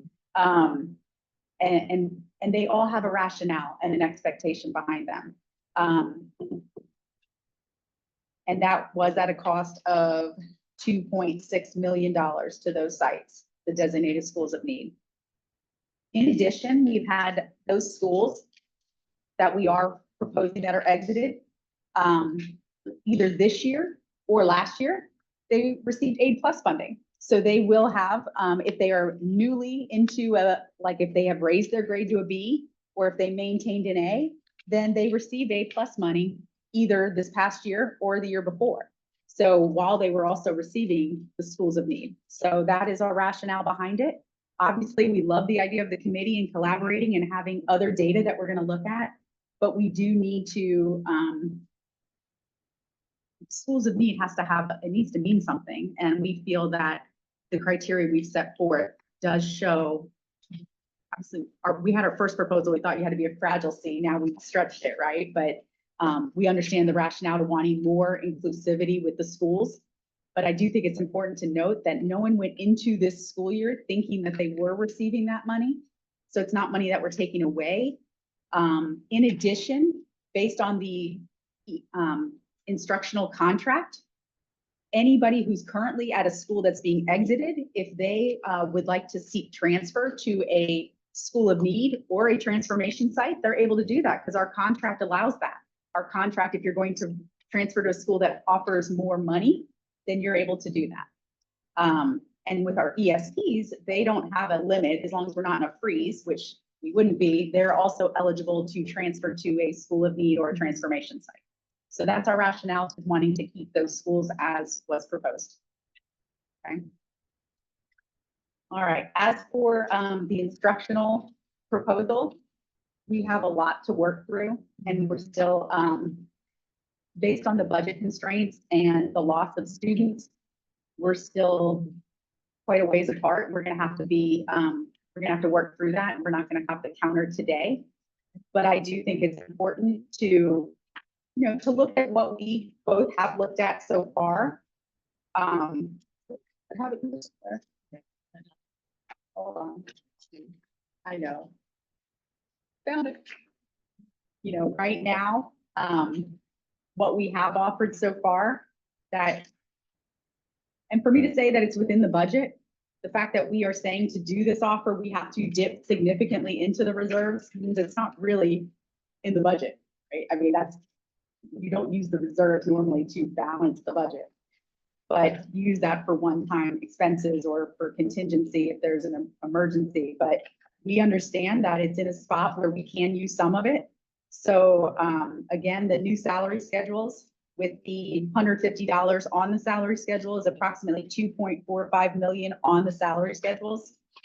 That's quite a big difference than what you're proposing to put on the salary schedules. And obviously putting it on the salary schedules makes it recurring, and that's okay, but we have to be able to sustain that. Obviously the one step it's gotten in our organization that we think of it as just an automatic or which we understand, but that's at a significant cost of $12.93 million. The top step payment of $1,500, if we're putting money on the salary schedule, then the top step is moving. Therefore, you're moving the top step plus giving a one-time payment that's at a cost of $3.8 million.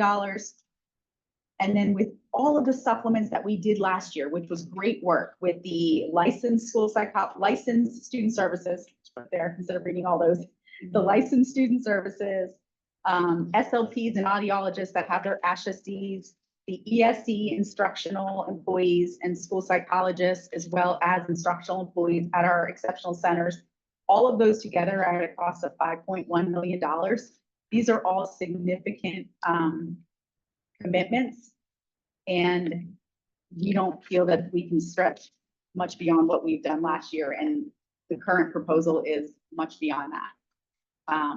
In addition, we know that we have done the transformation schools incentive, which we've already agreed to in the spring. That was at a cost of approximately $15 million. That is going to the instructional and the ESP bargaining units. We know that we've opened up the rehired retiree, which is a great thing. I think we all agree that this is something that is super positive, but that's at a significant cost. And then changing the extended learning program from $27 to $30, that's big. It's been at $27 for a long time. And just increasing it from $30 to $30 an hour is $2.8 million increase in what we were already doing. So at this point, we're still going to need to go back to work through a counter for the instructional, but we do feel confident that we're in a place where we can be for the ESP counter.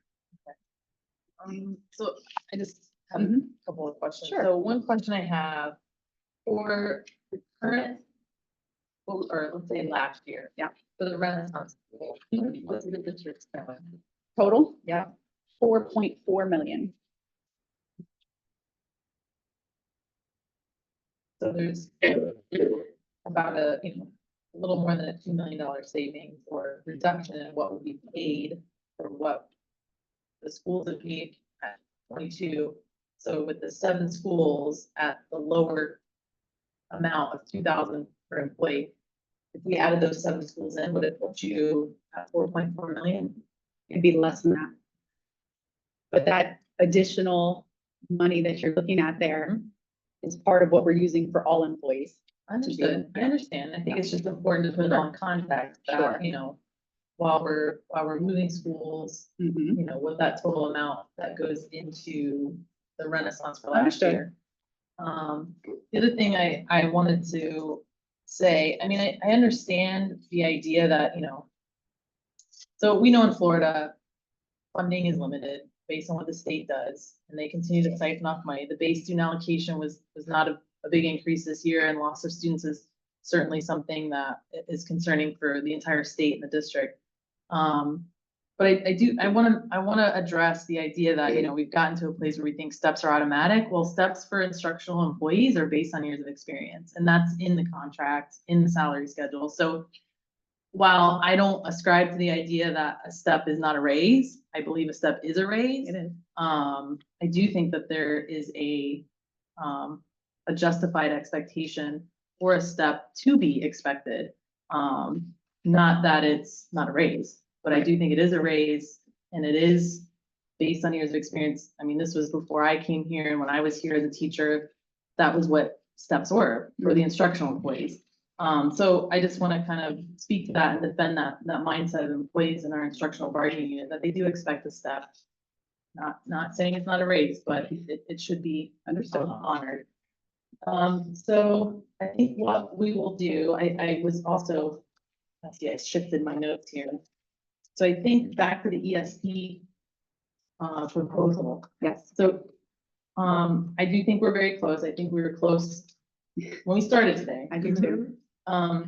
So what your counter does is that it regrades a large number of employees, but by not regrading 17 to 18, 19 to 20, 20 to 21, and 22 to 23, that would be the bilingual aides, kindergarten assistants, micro graphic clerks, the bookkeepers, and the assistant teacher, AA level data processors, and then the bachelor's degree level assistant teachers and health assistants. That's really only a difference of about $704,000. So I think there may be some wiggle room there. I know where the big cost in our proposal is the one-time payment to the employees that would not be regraded. And I hope you understand our rationale there is that, you know, the overarching goal would be ultimately to regrade everyone, because a 0.25% increase to base pay and a step comes out to less than 2% of an increase for an employee. And that's really hurtful, I think, in this economy, where cost of living is above 2%, probably somewhere between 2.5% to 3%. So that's the rationale behind the regrade. And and I think we were trying to be creative on a 2-year deal. Over the 2 years, we could get everybody there and kind of, bring everybody together, but maybe not 1 year, we can't regrade everyone. And so that one-time payment was to try to kind of bridge the gap for those that wouldn't get regraded till later. Because a regrade for some of our lowest employees is really only about $500. What percent did you say that a regrade for our lowest employees was? 2%. Well, it's 2% to be regraded, Yes. but then they have the step on top of that. Right. Yeah. And that's why, but I'm just trying to explain the rationale of why. Which would be 3.5%, right? Correct. But And then that, plus the but- 0.25%. right, well, but what I'm saying is the employees that are not being regraded would only be getting 1.75, less than the 2% increase. So that was the rationale of trying to get as many employees regraded as possible. We knew we couldn't do all at once. I mean, we contemplated that proposal of let's just go ahead and regrade every employee. But I think the one-time payment was that attempt to try to address that, where if you're not getting regraded, you're only getting the 1.75, here's a one-time payment. So I think those are the 2 points where those are the points where we're apart. So I think that's what we're gonna. Though that's what too, we're we gonna have look to, okay, I understand. at. Mhm. We also need to remember that the salary schedule, those employees that are near the top, Mhm. it's not, Right, it's a 1.5%. 5%, it's 5%. correct. And that over the last few years, when we were so compressed, Mhm. these employees that we are looking to regrade were compressed, Mhm. right? Where they were 15 from Right. pay grade 1 to pay grade 17, Right. where some of the employees that are at the higher pay grades were not. right, compressed. So they did have movement and did have increases each year. right. We know it's not all that we'd want to do, Mhm. but it's what we can do at this point. Right, and then just the counter to that is, the reason all of those employees were compressed is because the lowest paid employees got like a $3 raise 2 years ago, when all of the employees at the higher end of the scale didn't get anything. So, you know, it's the damage that the legislature did to salary scales is Yeah. in one fell swoop, is impossible for us to fix in 1 year. So again, that's where we're coming from, is can we make these incremental gains each year for groups of employees? So all of that is to say that I think we're close in these kind of two areas. And then, you know, on the schools of need, we'll discuss that with the team. And when your team spoke about not exiting, like when you looked at what we had proposed, what was the rationale to not wanting to exit out the schools that Yeah. have achieved, you So know? I think it, you kind of touched on some of it, right? That the problem that we have run into, and this is also with transformation schools. I mean, that's a significant amount of money that folks are getting at transformation schools. And then those schools become successful. They, you know, employees do the work, and we get the grades, and then those schools come out. And it's somebody, one of our team members was talking about, it's kind of like if you have high blood pressure and you go to the doctor and you're on high blood pressure medicine, and hey, you're good, so let's take you off your medicine now. It is kind of the, now what, right? And maybe I did everything well and good and I don't need the medicine anymore, but that is an uncertainty, at least in that moment. And so I think where we were coming from at this point, we agree with you. We all agree in the concept that there needs to be a better, you know, expectation and how we define them. And the transformation network schools are clear, right? It's, everybody knows what it is, and if you meet that certain parameter, then you're no longer in the transformation network. That wasn't the case for the Renaissance schools, and it's gone on for what, 8 years or more now without that. And we're at a point where we understand that needs to change, but we want to work together to identify that. And those 7 schools, give them the same opportunity to prepare, because the committee could work together. I mean, your original proposal only had 11 schools. It could be that. Mhm. And so, but at least the 11 schools that we just put back in, they got another year. They'll have the ability to see what the committee does. So I think it's kind of unfair to say, well, those 7 schools, while we all may agree in concept that it needs to be based on grades and student performance and employee performance, that those 7 schools get that same opportunity. And that's where we're coming from, is that, you know, and we have a lot of those members who are watching. They were here last time, and, you know, whether I think we could be splitting hairs on whether they expected the payment or not, because we've had many years of it's gonna go away and then it stays.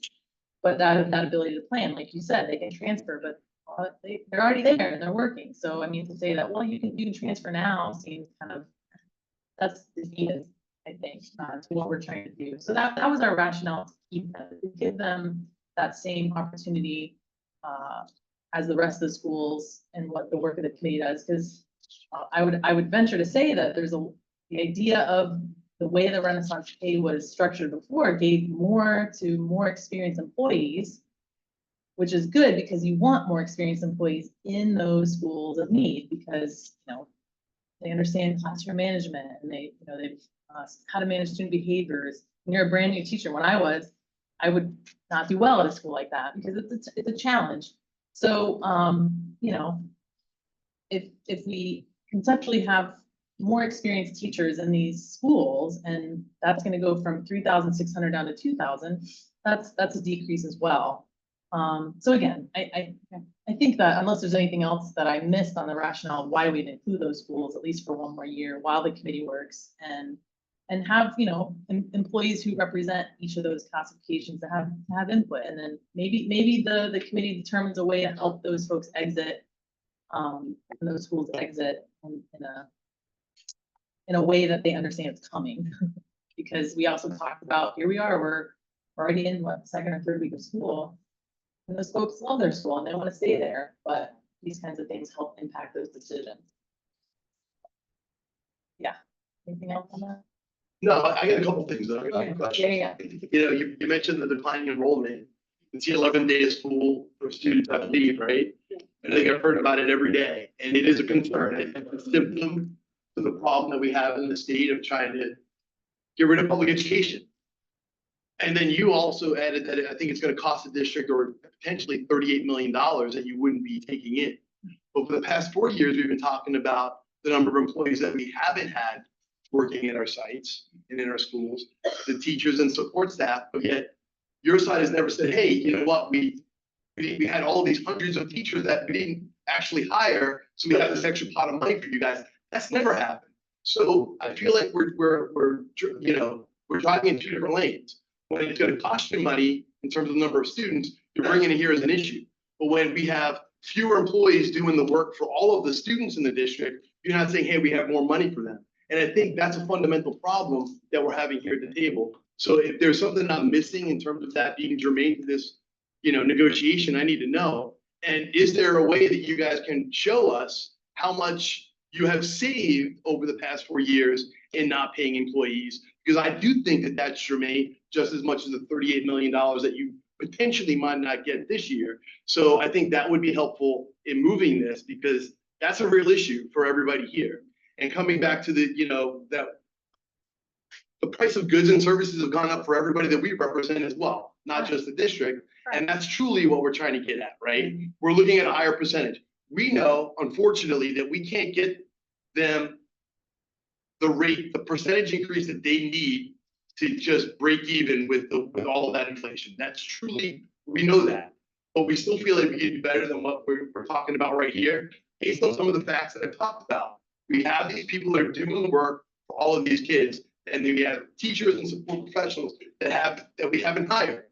And even with the lack of students that we have this year, I think we have approximately 350 vacancies. So all of that's going to be, we're going to reduce the number of vacancies to help meet that number. And that's also what we would call a wash in terms of money. Now, so I do think it's more germane for next year, but right now I'm not really sure how it's working. Or help me with that. Show us the other side, and then we'll look at your side. And again, I understand that you guys had to pay, some of these contract services that we're all fundamentally against, right? For nurses and everybody else, we don't want that. And you had to pay permanent subs from Kelly subs, but that's still at a way more reduced rate than you're paying a first-year qualified, highly qualified teacher that's doing that work, right? And no shade at those that are doing that for Kelly services. We appreciate them. But I think that these are facts that are not being brought to this table, and I think would be helpful in getting us closer to where we say that we're apart. So, Okay. Yep. Thank you. All right. So I think what we'll do is, we'll talk it's about 2:45, give us till about, let's say 3:30, and we'll have a counter on the ESP. Okay, All right. thank you much. All right. Well, welcome back. All right, so, so we had some in-depth discussion with both teams all together. I think where we're at right now is, I think, like you said, I want to point out, I do believe we're very, very close on an ESP agreement. There's unfortunately we came with the understanding too that we would be able to do some work on the instructional, and to understand that your team's gonna need some more time to look at that is, I'll say frustrating. So for right now, if we're gonna have to come back, we're gonna hold off on our ESP counter. I think we're also close on schools of need. I hope you understand our rationale for those additional schools, but I think for today, until we know that there's some more work that can be done with the instructional proposals, we'll hold our ESP counter, and I think Rob wants to kind of speak to that. Yeah, I mean, I was hopeful that we can get to an agreement today. Optimism is hard to find in this work because truly we are bridging a wide gap. We get that. But you guys led us to believe that we were going to be here a while to actually, go back and forth, and we passed the ball to you once, and now you're going home with it, which is, you're right, and that's where we're going with it. But we took our employees out for the full day, and they're frustrated because it's the 11th day of school, and a lot of their time would have been better spent with their students as opposed to us handing you the ball and going home. So what we want to do is, I guess, go home right now, but we want to make sure that you understand that we don't want to make this mistake again, and that we want to respect the students, really in this, and that we'll find time. I guess we'll look at a date, we'll do it in the afternoon so more people can attend and at least they could have more time, at least in their classrooms and school, instead of, you know, what I'm disappointed with today. So that's all. So I think, we can. look And to at- speak to that, just, Yeah. you know, obviously, we, from the beginning, have said the budget was not allowing a lot of movement on the salary schedule. Okay. And then we heard you that it was important to you, so we brought the 150 on the salary schedule. Yes. What you brought today is so much further away from that, that we're not sure where to best go next. Because if we brought to you 200 on the salary schedule, where are we gonna land? Like, where, you know, that, it feels like, I don't want it to feel like, well, they're not even listening to us. So We're doing that the whole time anyway, just incrementally going up, where we're coming down by, I would just, from our perspective. Yep, And even that is what bargaining is. Even though you would be moving it up. Yeah. That's what bargaining is. If you came here and said that we're moving backwards, well, that's a different story. But if you came back and told us 200 from 150, that is actually the act of bargaining. We thought we were gonna, again, ping pong it back and forth.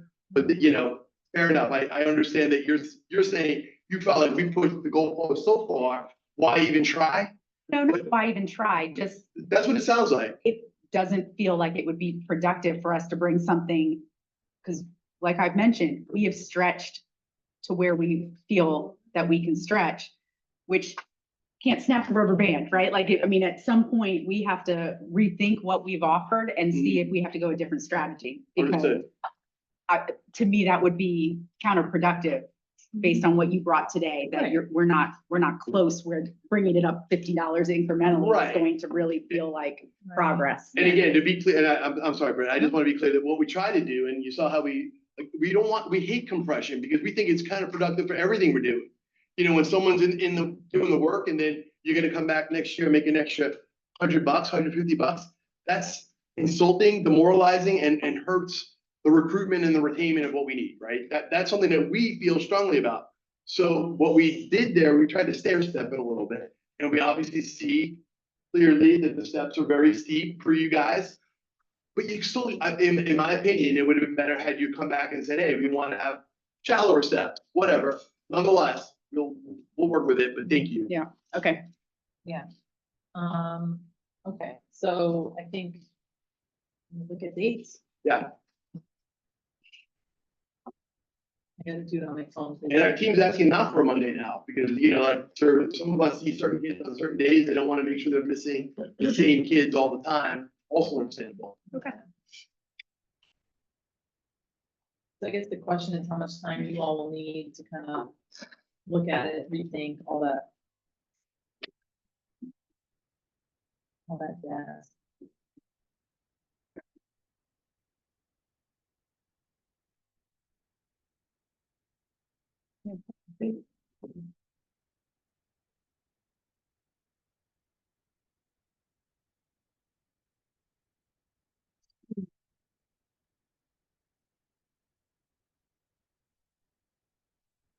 So awkward looking at dates when we're all sitting Well, staring at each I other. know, well, let's just let's look here. I do have some dates not on the calendar. Okay, so we'll just make sure Tamika double checks us. Are you thinking like, not next week, the week after? Oh, yeah. Oh. Are you talking about next week, the third or?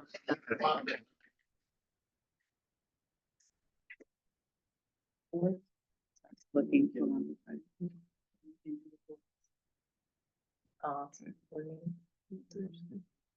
That was Thursday, the third. Yeah. I think so.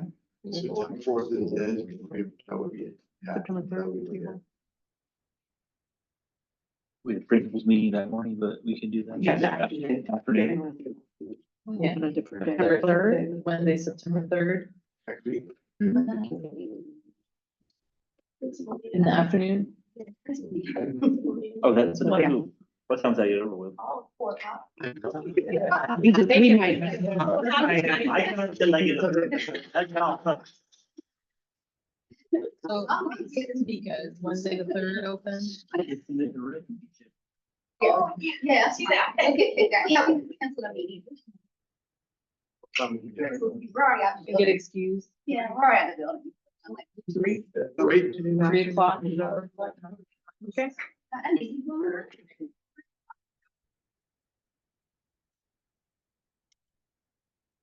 So let's do that and. Okay. 3:00 on September third. Got it. You good, Tamika? Yeah.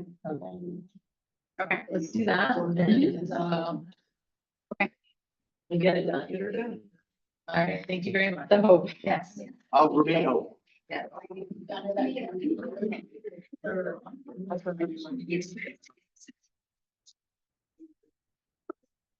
Oh, yeah, I would have left it again. I know, we missed you last time you recorded our. That was Kelly. I know, that's what I mean, that's why I said we missed you. I'm